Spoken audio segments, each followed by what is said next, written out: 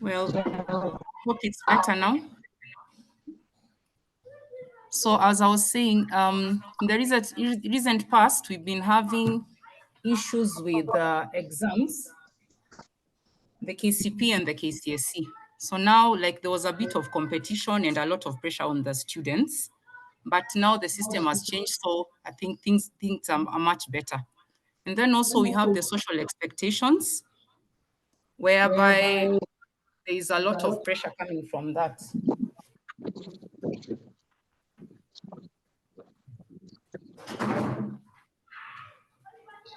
Zuhura, maybe Next. muting one device will be better instead of off. Just muting one of Yes, your I'm devices. using one. Yeah, there are two that appear there. Yeah,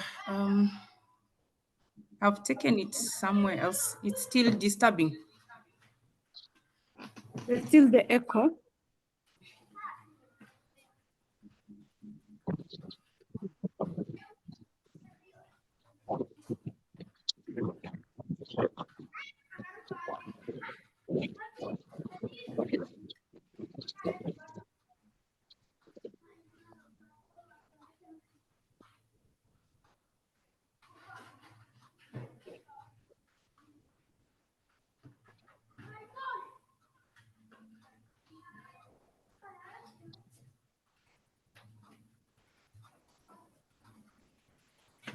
Better? Sorry about that. Yes, please, could you have the next slide? Yes, so we have like types of emotional injuries. One of them is rejection. At the workplace, we experience that a lot. And for example, like when you're working and you're not accepted at the workplace, it actually affects your emotions. And in relationship also, all sorts of relationships in the family, with friends, in the intimate relationships. If there's rejection, it brings about a lot of emotional injuries. Number two, we have the failure. Someone starts a business, you've really invested a lot, and then it fails. It really affects someone emotionally. And also in academics, the standards you had set, you couldn't meet them. So someone is bound to be emotionally injured. Then again, we have loneliness caused by urban migration and stigma. So if someone migrates to a new place and that's when they have to start a new life with new people, new way of doing things, that might cause a lot of emotional injury. And as well, stigma, mostly caused by illnesses and diseases. These ones might cause someone to be emotionally injured. Similarly, we have guilt caused by religious expectations, for example. And if, like, someone is always being accused of not reaching the expectations of the people around their religion, that might affect them as well. Similarly, we have past mistakes. Someone has not gotten over the past mistakes they've been making. That can cause a big burden on them emotionally. And lastly, though not least, we have grief. And this is caused by losing loved ones, uh, financial loss, and so on and so forth. If not checked, this grief might cause someone to be emotionally injured, and in the long term, it can cause trauma, which, when unresolved, it brings about other complications in a person's life. Next, please. There is a question here. Is it normal to experience emotional injury? And I would like one of the participants to answer to that, if possible. Can we please have a volunteer?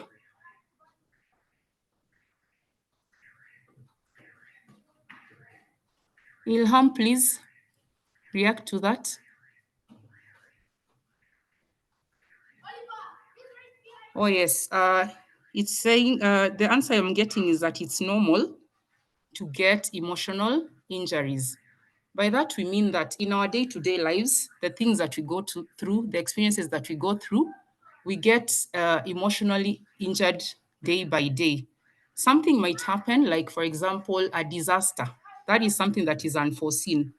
Then it affects many people. And Ilham also tells us that emotional injury is a part of life that we are living with, but we also need to deal with. Otherwise, it culminates into something that can bring disorders and some mental illnesses in future. Next slide, please. Next slide, please. There's data on the prevalence of mental health issues like depression, which has really escalated in the recent past. So some people don't actually show the symptoms of depression. We just hear some sad news that someone has passed on, but they were not even showing any symptoms of depression. So it is our duty as counselors, as friends, as healers, as therapists, to look out for each other in these times. Because even in our country, the way things are going, things are not going so well. So many people are going through mental issues that if we do not do something about them, it's going to be worse.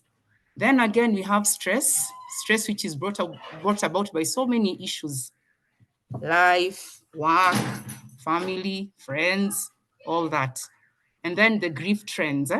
People are going through grief and they are not dealing with the grief issues effectively.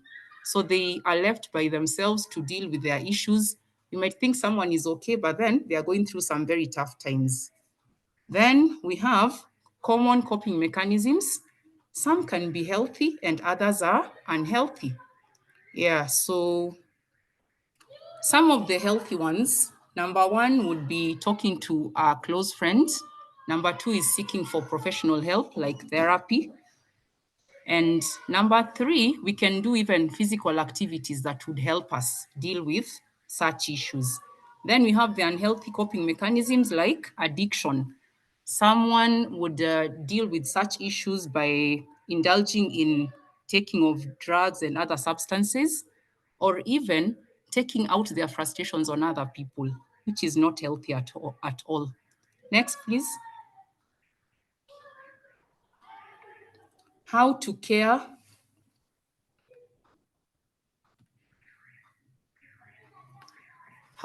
for emotional issues.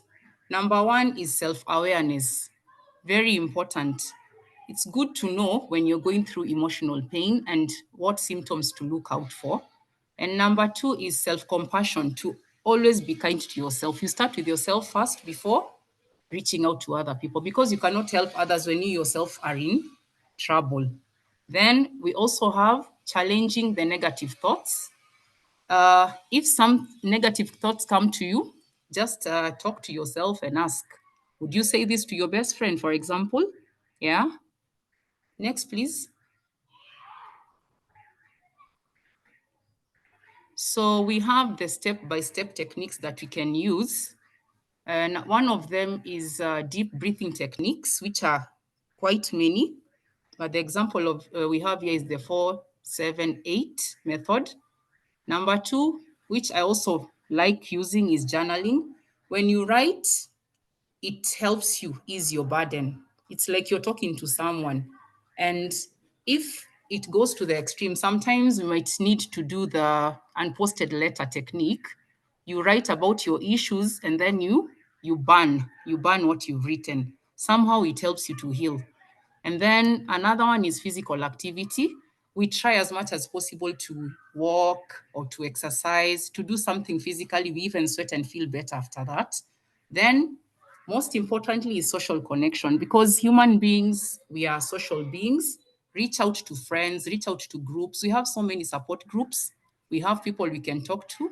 And the main thing is that we get people that we can trust, because it's also this era of social media. You might share your story, then you find it's all over. People are discussing your story. So that is one of the things that makes people stay by themselves. So if they can be able to get people that they trust, that would be a good way of dealing with such issues. Next, please.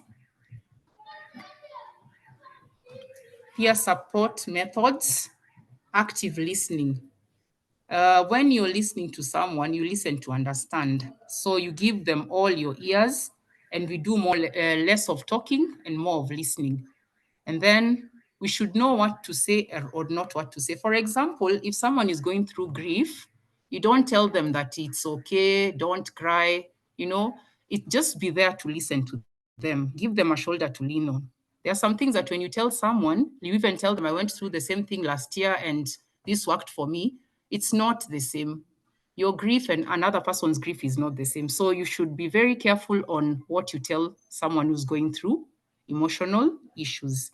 Then you can encourage them to seek for professional help. And luckily, we have a forum here that we can refer clients to. Next, please.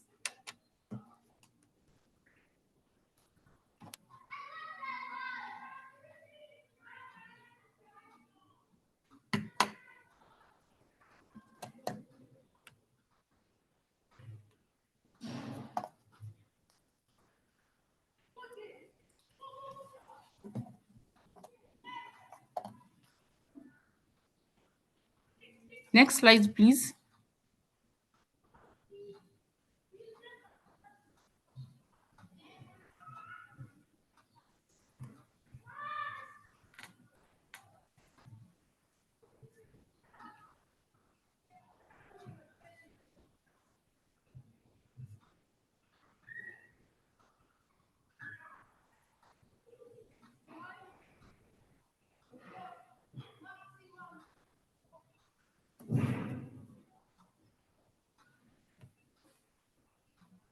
Having said that, we have issues with people reaching out for help. So it is up to us as therapists and people who are in the helping profession to demystify the myths about therapy, because some people don't reach out for therapy because of the stigma surrounding it. So we need to go out there and give a lot of information about mental health and where to reach for help. Having said that, I would like to also encourage us to help out in case someone is going through issues. And once you do the emotional first aid, it doesn't end there, because that is just something that is temporary. So these people need to be referred to for further help, because once we've dealt with that particular issue, there might be more issues that need to be dealt with. Assalamu alaikum, Madam Zohra. Yes. Walaikum salam. I'm Tadija, the one sharing the slides. Are you able to see the slides? Because currently we are at Yes. slide 10. Yes. Oh, okay. Okay. Thank you. I am. So now we are at peer support methods. That's what I was discussing.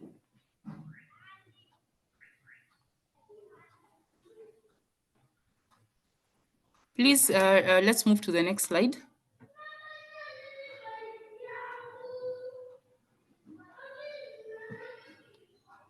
But before that, we can discuss on a scale of 1 to 5, how easy is it to seek for peer support?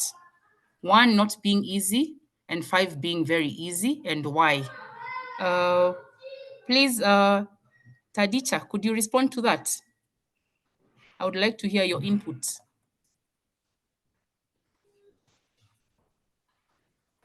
Oh, kindly repeat the question, sorry. My question is, in a scale of Yes. 1 to 5, how easy is it to seek peer support? 1 being not easy and 5 being very easy, and why? I'll talk from the context of maybe myself. Let me not say generalize all men. I will Yes. say maybe 3, because most of the time we feel like we need to deal with our own issues ourselves without involving other people. But it's only when now it has gone beyond, that's when we actually now go and seek other people's help. So yes, it's not, I don't know if it's, for me, I feel like not burdening other people, but that has taken a lot of time for me to even now, maybe after going through therapy sessions, that's when now I've started to seek now counsel even from my peers. So it's not easy. Yeah, very true. Mostly from the there's an answer here from Ralia, 2.5, it depends on who you share with and what you're sharing. So yeah, so it depends. You know, in this era, people are not so free to share. You might share your story, you find it all over, and it's not, you know, it really hurts. So now, yeah, that is an issue. And also Riziki had responded and she said 2, which Yeah, can means I that, add something? yes, please, yes. Yeah, I think because of maybe even the position people have in society. Mhm. So with this perception of they are very strong, they know how to make their own decisions and everything. So the minute they feel like they're seeking help, it's seen as a point of weakness, which can actually be used to attack them as being weak. Yes, very true. So then how do we help people who are high up in the society and they need help?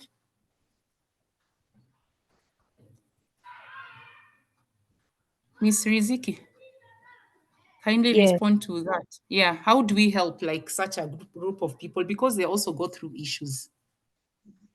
Yes, I think it's through now us understanding that anytime someone is seeking help, it's not because they are weak, whatever their position. Like we Yeah. can't all always be strong just because we have a certain position. Very true. Then again, it means that we need to get out there and talk to people more so that they can normalize seeking for therapy. Because as it is, like now, some of the myths we have about therapy, people say that if you go for therapy, you have a mental disorder. But they don't know that seeking for therapy is for everyone. Whether you have a disorder, whether you don't have a disorder, it's for anyone who's going through a hard time. Okay, thank you. Please, let's move to the next slide.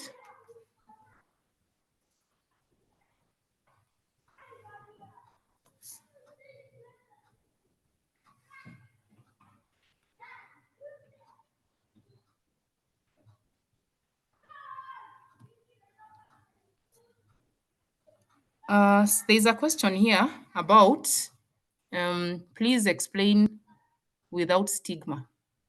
Kindly rephrase the question because it's not quite clear, unless someone has understood it and can be able to respond.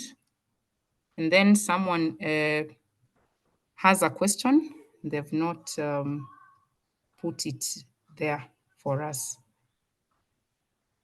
Is there anyone who can be able to answer to that without stigma? Assalamu alaikum wa rahmatullahi wa barakatuh. Walaikum salam wa rahmatullahi wa barakatuh. I'm the one who was asking. It's about Yes. about the encouraging professional help without stigma. Please explain. Oh. Jazakallahu khairan. Encourage professional help without stigma.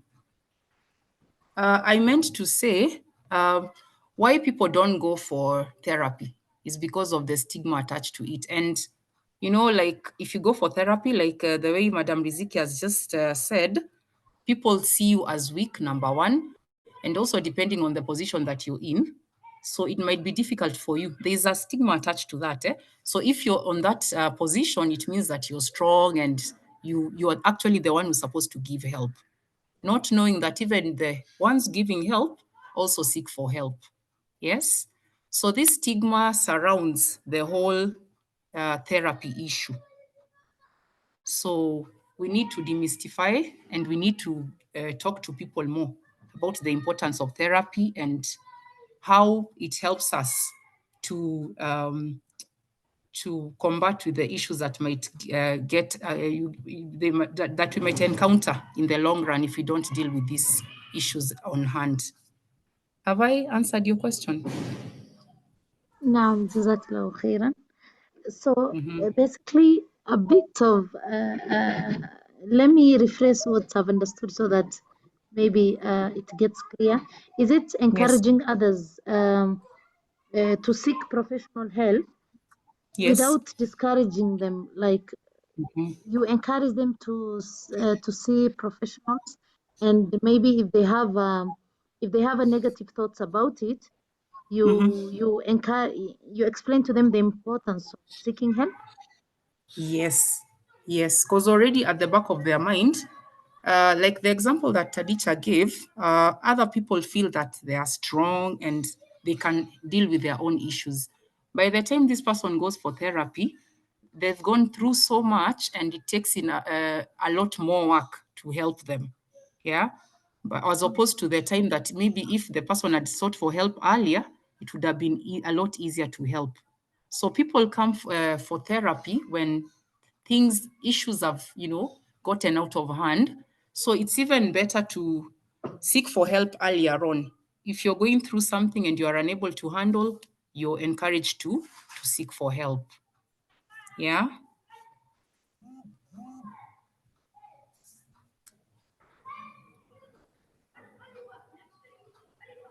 From my screen,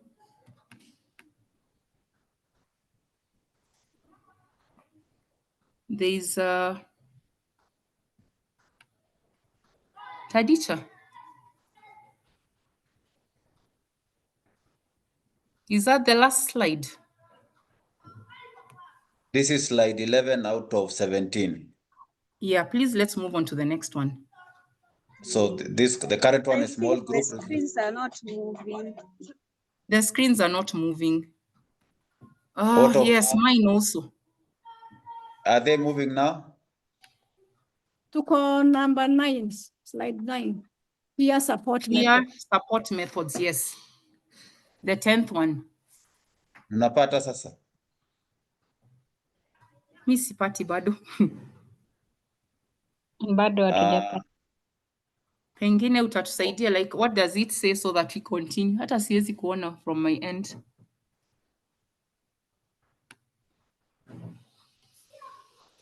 Right now?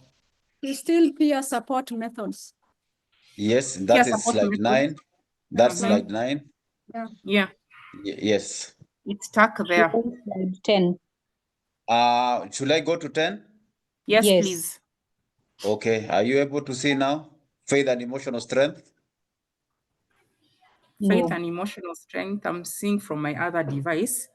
But faith and emotional strength, we are talking about trust. Yes. Tawakkul, trust. Discuss trusting in the process and divine wisdom during healing. So that one, depending on someone's faith, we can encourage them to put trust in a higher power.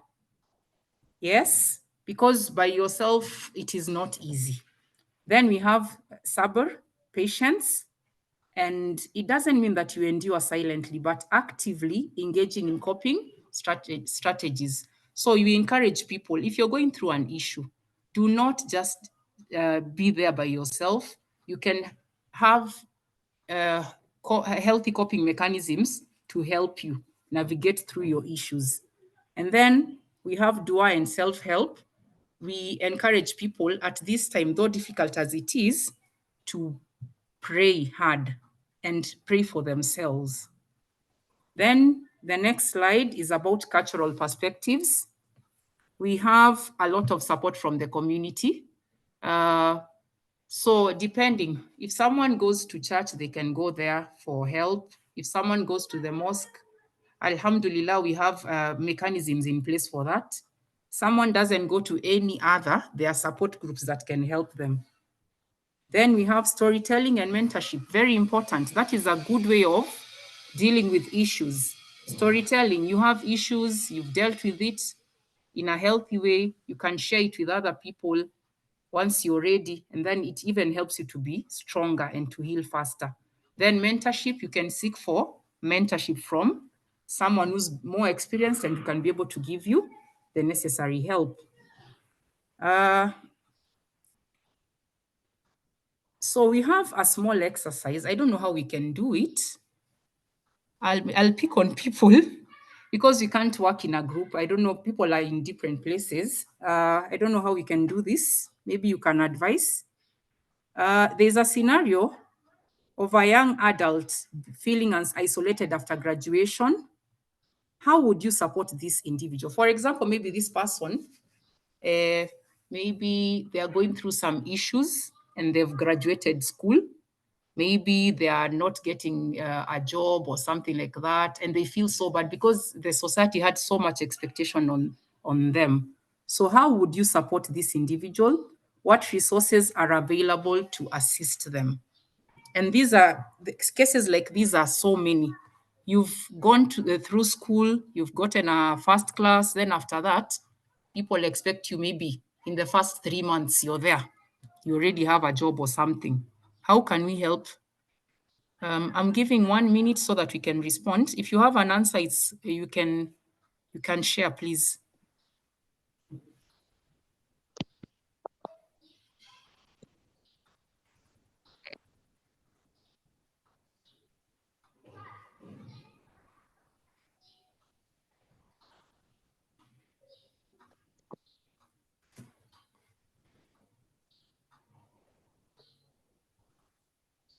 Since most of us are seeing only slide 9, the peer support. Yes. So is it possible for them to be moved? Tadicha, back to you. Slide are people seeing? So the small group 9, the same reflection. one. Peer support methods. Okay, let me then stop sharing and then reshare again. Yes, please.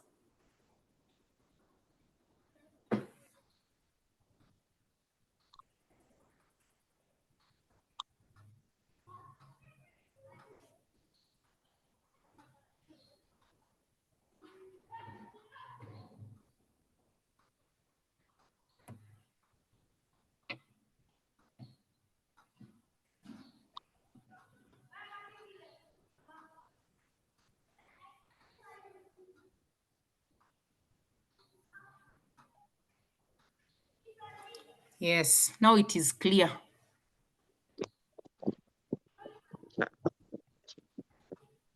So now we have a case study. A young adult feeling as isolated after graduation. So what would you as a friend do to help him? And what resources would be available to assist them? Anyone can respond to that. I'm having a problem with my typing. So I'm just trying, inshallah. So I No will help problem. this person by explaining to them the gardener's mindset, whereby we don't focus on the results, but we focus on what we have done and we appreciate. But the results Yes. are not always in our hands. So you'll be encouraging this person not to despair. Yes. Okay. But now the final results may not be in their hands, so they trust the process and continue seeking a professional or seeking work, but that should not discourage them and belittle what they have done in the process of studying. Okay. That is good. Is there anyone else who has a different thought? Am I audible? Yes. Yes, I would first of all create rapport with the individual and even try to get their what kind of help, first of all, or what kind of assistance do they need so that we can have some kind of understanding. And then also to get to understand what they mean by isolation. What is it really that is the isolation, and where is it actually coming from the understanding?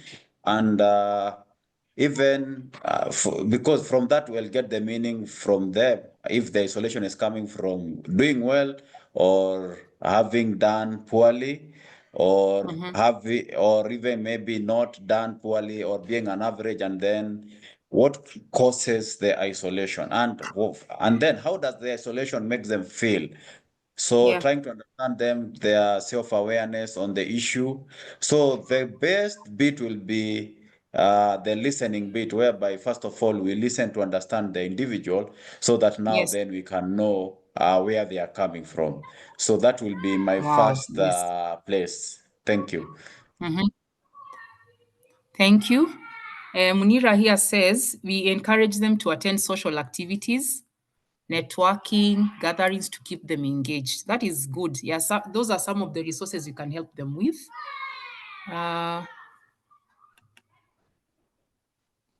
And Abdirahman says she would advise him to seek for help.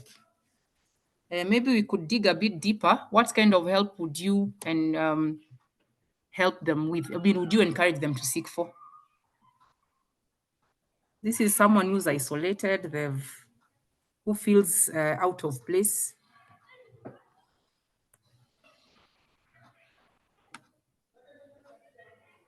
Yes, she's saying that she would encourage him to seek for therapy. Those are quite good responses. So we should not just sit back and see people going through tough times and leave them be. We need to help them so that they can have a better quality life. Next slide, please.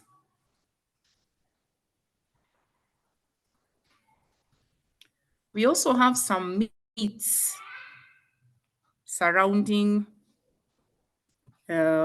mental health. One of the myths is that strong people don't need help, but the truth of the matter is seeking for help is a sign of strength and self-awareness. Another myth is that mental health issues are a Western concept.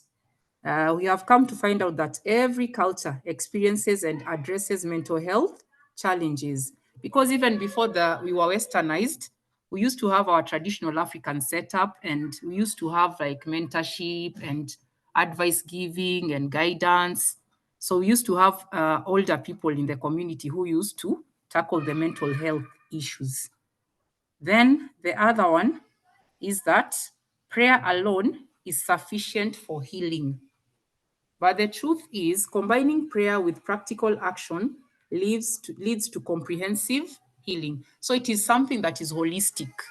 We combine the spiritual aspect of it, we combine it with therapy, we combine it with the social aspect, and all these, they come together to make someone to be healthier and to be able to cope better.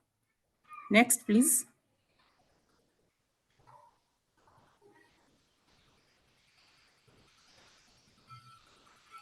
Key reminders: treat emotional wounds early.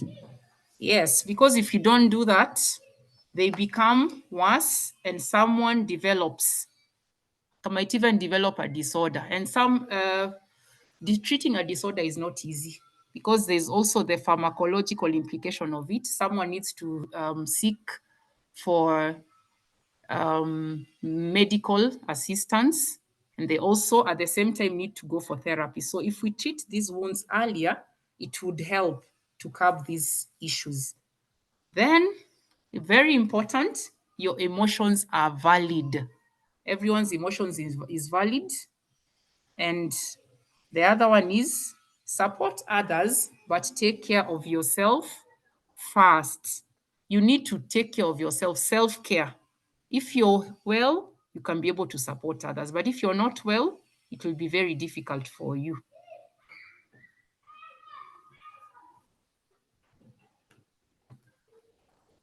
Next, please. Call to action. Where to seek for help, we can go to counseling centers. And we also need to encourage open conversations like the ones we are having. We've just started.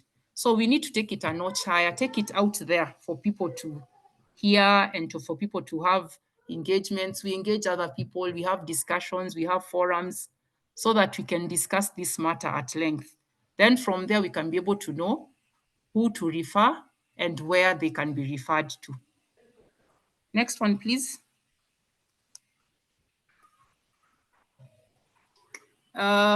We have come to the end of the presentation.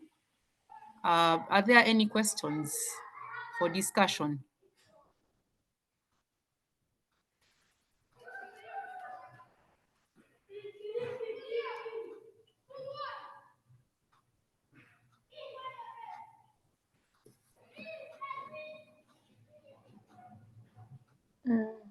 Assalamu alaikum. I have a question.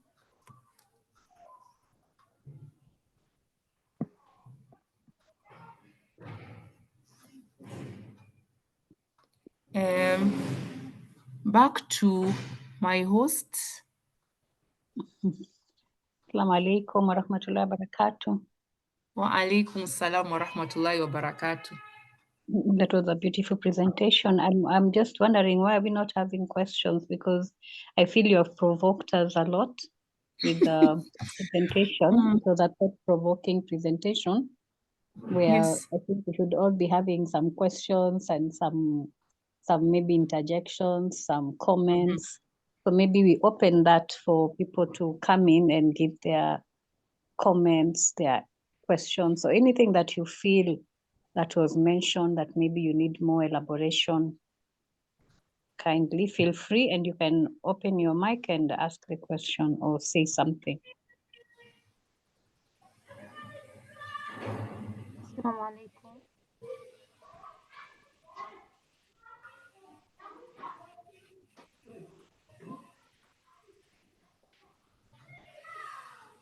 I'm hearing someone talking and greeting us. Maybe there's someone who wants to ask us a question.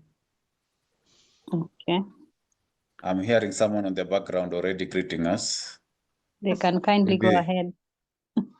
My question is, how can you help a friend who is very emotional and crying, and you don't know what is the problem or how to help, because the person is not at that time ready to listen, but crying very hard.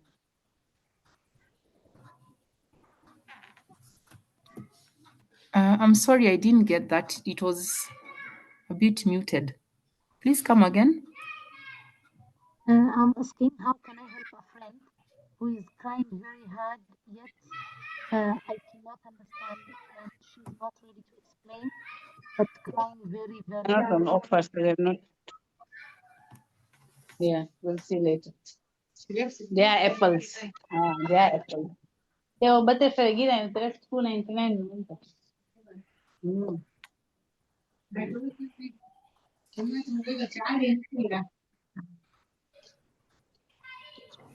So last year get 8,000. Different can you get it when you get it 21 get it.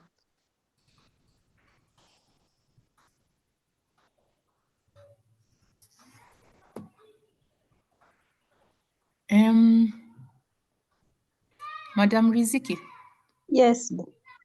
am I the only one who didn't hear? I didn't quite get the question. Yes, I didn't get it too. Okay, Okay, so maybe. okay. I can say that is the problem on my side, but I was asking a friend who is crying, and the cry Ask is, her louder in the mic. Mhm. am I audible now?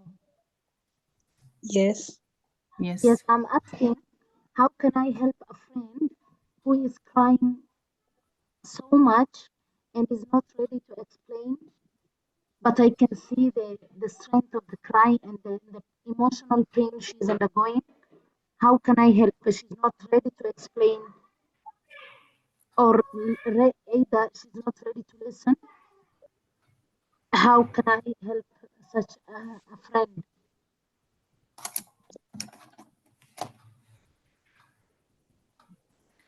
Okay, I think if I got right. Did you get the question? Zuhura? Yes, I did get the question. Okay, good. And I'm requesting if you could please respond to it, if you don't mind. I think she said she has a friend who could be crying and they're not willing yet to express what they are going through, but she can sense that they're going through something. So at times when someone is not so ready to open up, like the best thing is to be there for them. Always remind them, I'm here if you ever need me. and be available, like be there for them, sit with them. And then at times we should also be comfortable, even when someone is crying, like we can allow them to cry and we just sit in silence and tell them we are here. When you ever need to talk to me, I'm available. So that way they will slowly start appreciating that you're comfortable with their pain and their crying, and that maybe what they are going to tell you, maybe they're feeling it is so big and you might not be able to take it. But when they see you being comfortable with their pain and being able to sit through their crying, then they realize that this person, I can actually share with them something that I'm feeling, the magnitude is very big. So I would maybe advise just being there and always reminding them you're available. And if they feel that they can't seek help from you, then you can also maybe give them referrals. Okay, why don't you see a therapist? You know, you can now further that if you feel like they're still not willing to open up to you. I Thank hope you. right. Yeah, so there's another question that I'll impose on you again. How do you counsel someone who finds it hard to ask for help? Like, not because they can handle their issues, but just taking that first step of telling someone is extremely hard for them. I think everyone, the first time they go to a therapy room, they're usually very scared because they don't know what to expect. So I think counseling that person is first making them comfortable in understanding what happens in a therapy room. Like, what are the expectations? What will happen? Because there's this fear of going to therapy. What will happen when I go there? Most people don't know. I don't know what will happen in that therapy room. What am I expected to say? What am I not expected to say? What is the therapist supposed to do? So that fear of the unknown, I think, is what maybe could be one of the biggest challenges. And I think maybe us as therapists, you are actually now telling us, why don't we teach people and let them understand how therapy works and how a therapy room looks like, maybe even.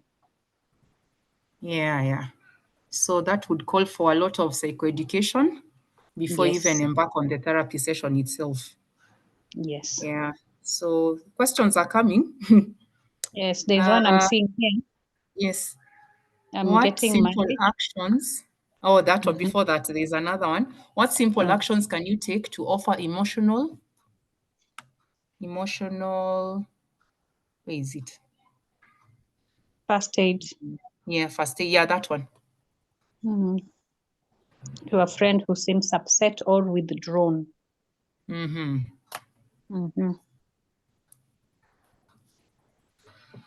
What do you think?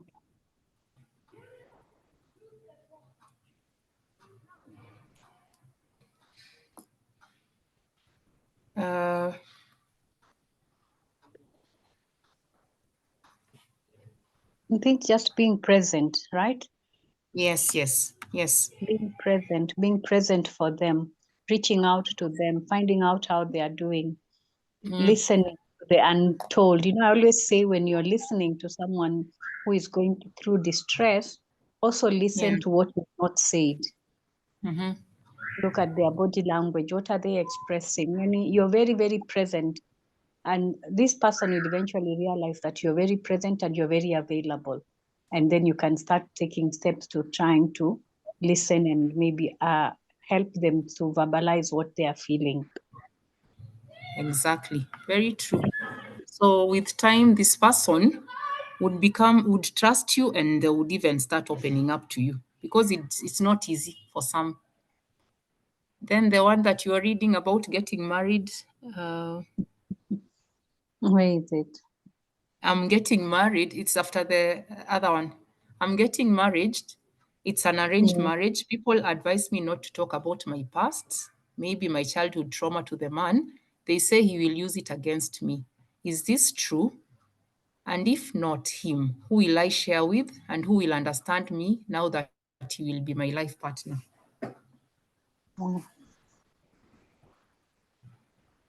Can we get participants to share on that one? That's a deep one, right? Yes, because it's got several aspects. One of them is the arranged marriage. It's Mhm.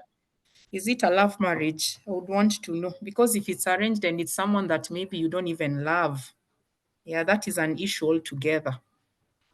Yeah. So now this person also seems to have like a lot in going on in their past, and trauma is coming up. And if it's unresolved, Dr. Riziki, what happens like to someone who's got unresolved childhood trauma? I think it is not fair to walk into marriage at times with our unresolved traumas, Yeah. because we bring them along into this marriage.